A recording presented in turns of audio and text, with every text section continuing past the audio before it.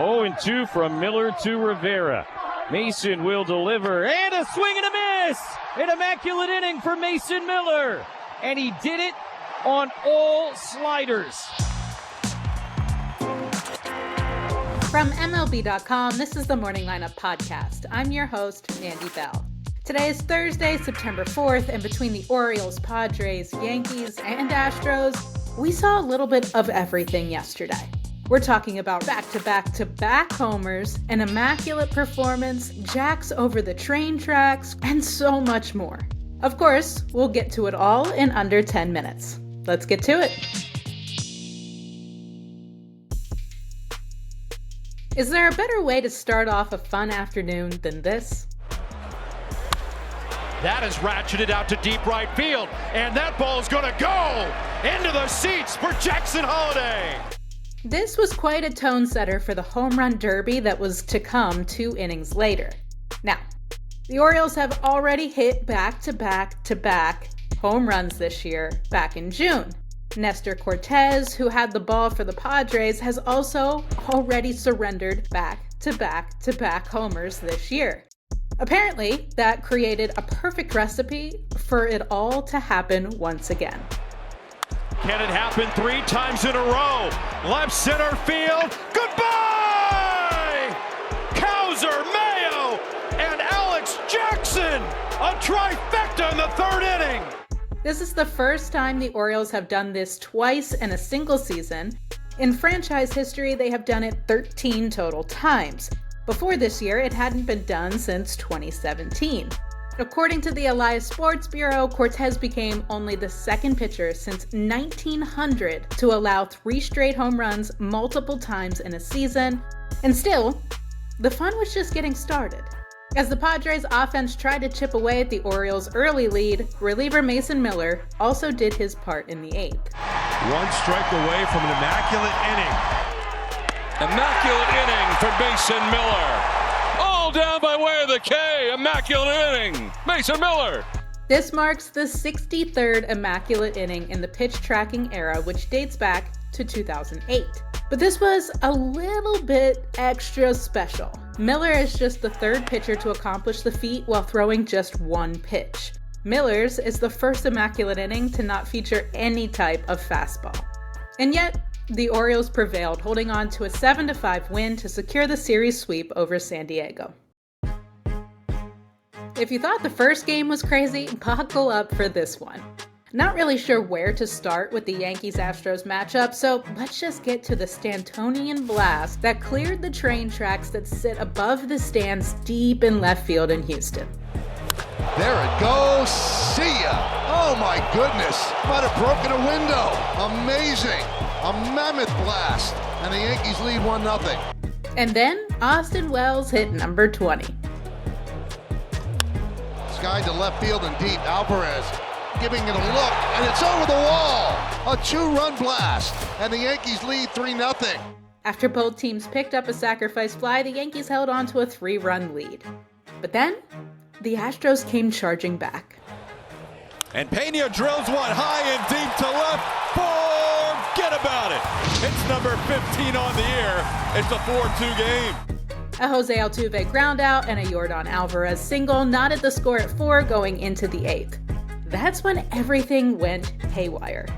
With 2 outs and the bases loaded, Yankees reliever Devin Williams walked in the go-ahead run. As he walked off the mound, having been pulled from the game, he made a comment to the home plate umpire that led to his ejection.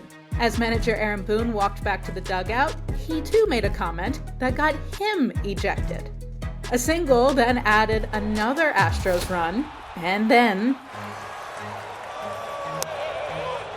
That is going to be a ball called. Here comes another run.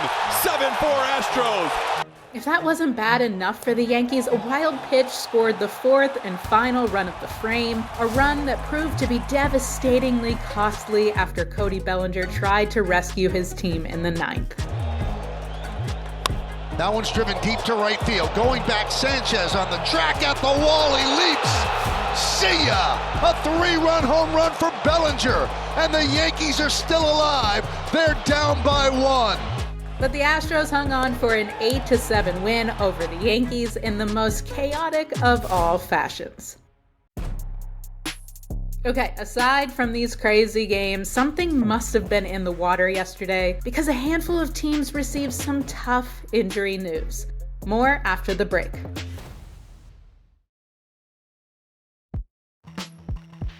The Brewers have been bombarded with bullpen injuries this season, and for a team that was desperately looking to fortify that part of their roster and went out to get Shelby Miller at the trade deadline, it didn't make this news any easier to swallow.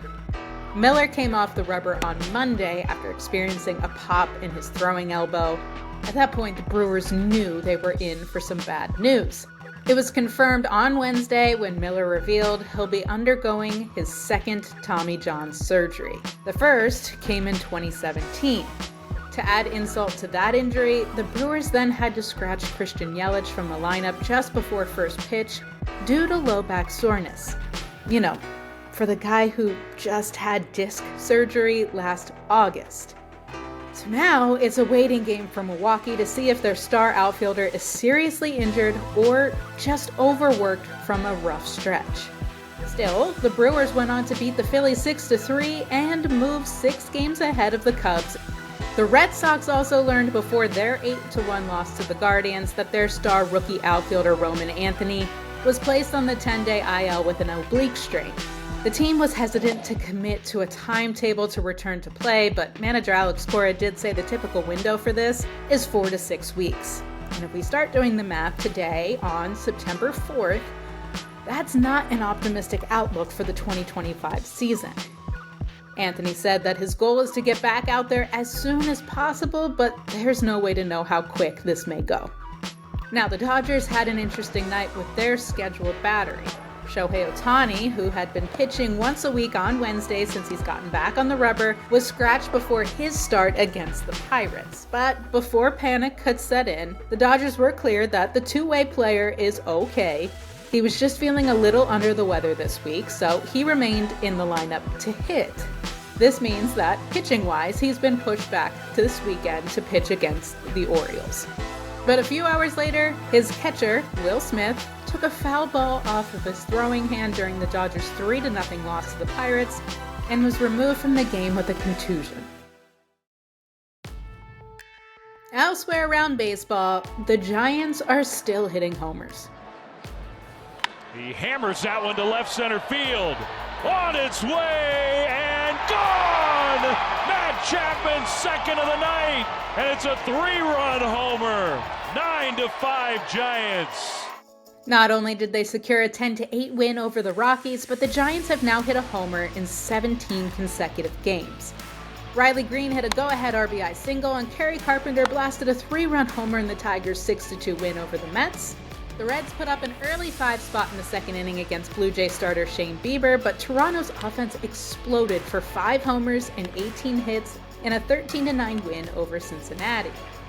Behind a 5-hit game from Yandy Diaz, the Rays completed a sweep of the Mariners with a 9-4 victory. That's 14 losses in the last 20 games for Seattle, who has watched its AL wildcard lead dwindle as the Rangers, Royals, and Rays are now charging into the mix. Let's check in with those teams, shall we? The Rangers fell to the Diamondbacks 2-0. The Royals lost to the Angels 4-3. And well, the Rays obviously beat the Mariners, so they moved to 2.5 games behind Seattle, while Texas remains 1.5 back and Kansas City remains 2.5 back for that final AL wildcard spot. To get caught up on the rest of yesterday's games, visit MLB.com. Coming up later, it's Paul Skeens Day in Pittsburgh. The Pirates pitching phenom will take on the dangerous Dodgers lineup. Skeens will be looking for his 4th straight quality start against Dodgers lefty Blake Snell. First pitch is slated for 6:40 p.m. Eastern Time. That's all for today's morning lineup. Will Leach will get you caught up to speed on all things baseball tomorrow. As always, please be sure to give us a rating and a review and share this episode with the baseball lovers in your life. Thanks for listening and have a great day.